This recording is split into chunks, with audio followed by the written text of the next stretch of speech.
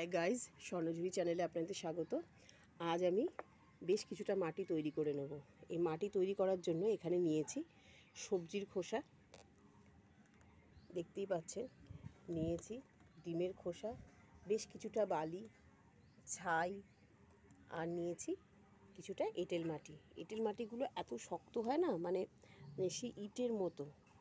এগুলোকে এরকম টুকরো টুকরো করে আপাতত মিশিয়েছি, পরে আবার আরও গুঁড়ো গুঁড়ো করে নেব। এই সমস্ত উপকরণ দিয়ে আমি এই মাটিটা তৈরি করব।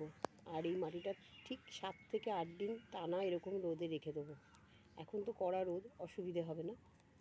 রেখে দিয়ে আমি বস্তায় ভরে রাখবো। যখনই গাছ লাগাবো এই মাটি দেব, এতে গাছের উর্বরতা শক্তি কিন্তু বাড়বে।